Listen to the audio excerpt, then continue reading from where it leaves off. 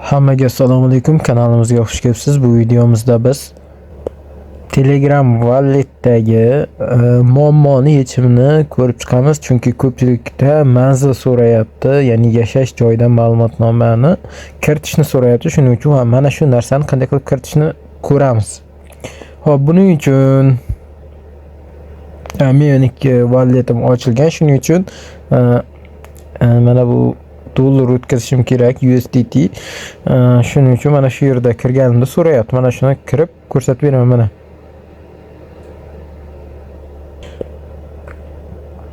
Demak, ustiga bosib qabul qilishni bosganimda mana shu narsa so'ralyapti. Kiramiz. Xo'p, demak, identifikatsiya bo'limiga olib kirib ketadi mana. Endi bizda hujjat manzilingizni ko'rsatish kerak deyapti. Mana manzil ko'rsatilgan yaroqli shaxsni tasdiqlovchi hujjat, bank yoki mana bossak ko'rsatib qo'yilgan.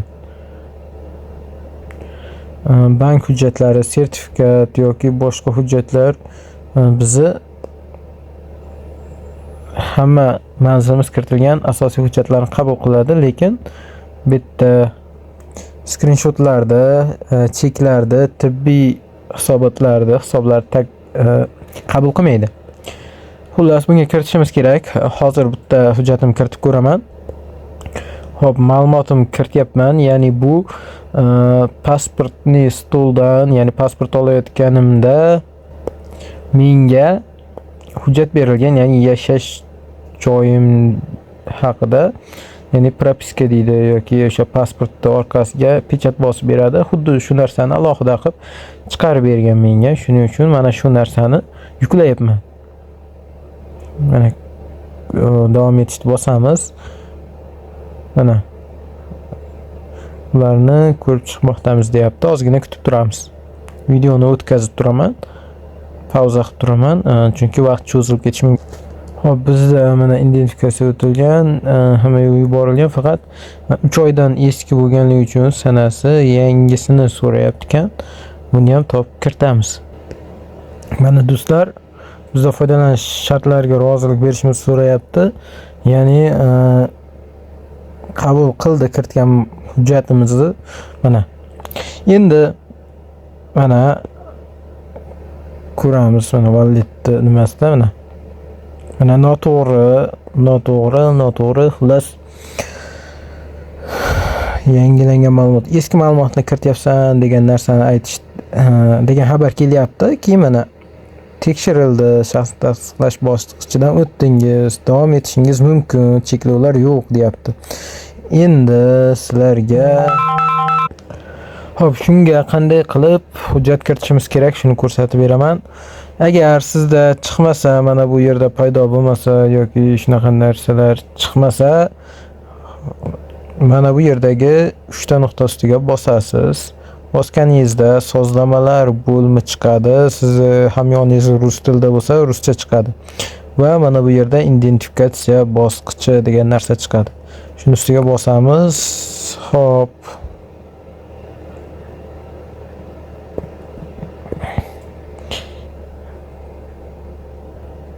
Identifikatsiya bosqichiga bosamiz. Menda mana yashash joyi O'zbekiston chiqib, mana hamma narsa cheksiz bo'lib o'tilgan, cheklovlar yo'q. Demak, sizda mana shu narsada o'sha manzilni tasdiqlash, xullas hokazo mayda-chuyda narsalar chiqadi. Kirasiz hujjat yuklashga. my.go.uz ilovasi bor. My.go ilovasi. Mana Play Marketga kirib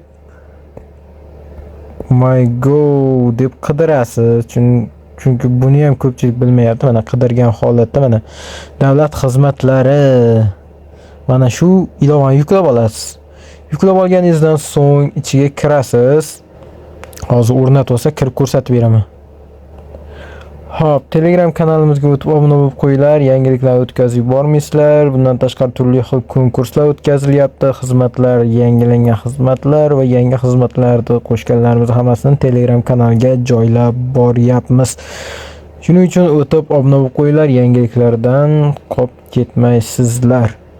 Savollar va xizmatlar uchun Telegram kanalimizda to'g'ridan to'g'ri murojaat qilish uchun alohida admin bilan gaplashish uchun shaxsiy chat ochib qo'ydik. Mana shu yerdan murojaat qilsangiz bo'ladi. Bundan tashqari YouTube xizmatlari kimga kerak bo'lsa, YouTube kanali borlar yoki YouTube'da daromad olmoqchi bo'lganlar uchun yangi YouTube xizmatlarimizni yo'lga qo'ydik. Murojaat qilishingiz mumkin bo'ladi. Demak, ilovamiz yangilandi, kiramiz. Endi bu videoda ko'rinyaptimi yo'qmi? Chunki xavfsizlik masalasi juda qattiq olinadi. Shuning uchun ekran qorayib qolgan bo'lishi mumkin. Endi kirganimizda agar video ko'rinmayotgan bo'lsa, ovozimga qarab davom etaverasizlar, chunki buni hozir men bila olmayman, chunki davlat xizmatlarini ko'pgina nimasida xavfsizlik kuchli, shuning uchun video ko'rinmasligi mumkin. Demak, xizmatlar bo'limiga o'tamiz. Xizmatlar bo'limiga o'tganda ma'lumotnomalar degan mana bu yerda bo'lim bor. Shunga kiramiz. Agar siz MyGo'da oldin ro'yxatdan o'tmagan bo'lsangiz, kirib ma'lumotlaringizni kiritib, pasportdan identifikatsiyadan o'tib olasiz. Endi bitta pastroqqa tushamiz. Ko'tarib tushganimizda xullas ichidan mana shu ro'yxatdagilar ichidan yashash joyi bo'yicha ma'lumotni kiritamiz. Mana bosamiz, xizmatdan foydalanishni bosamiz. Bosdik. Mana shu narsa chiqadi. Endi ko'pchilik mana shuni screenshot qilib joylayapti. Yo'q, screenshot qilmaymiz. Buni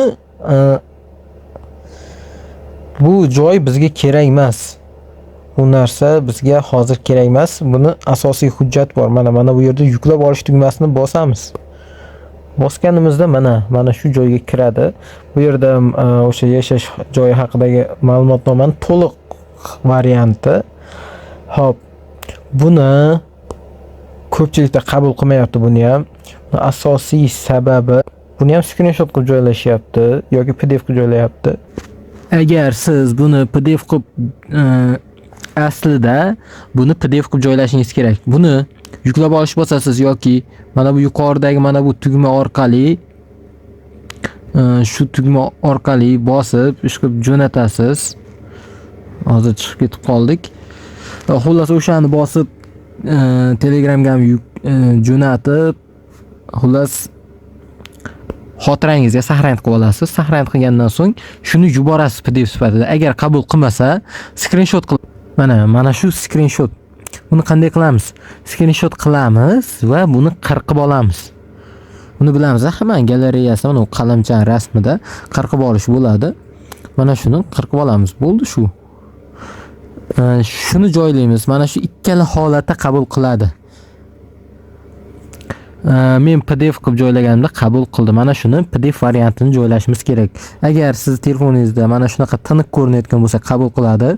Suratini bo'lmasam PDF tarzida yuklab olib joylaysiz. Tushunarli bo'lgan bo'lsa videoga like bosib, kommentariyada o'xshamaganligini qoldirishlaringni so'rayman. Savollar bo'lsa Telegram kanalimdan murojaat qilsangiz bo'ladi. Sog' bo'ling, salomat bo'ling. Kanalga obuna bo'lib, video yoqqan bo'lsa like tugmasini bosib qo'yishni unutmang.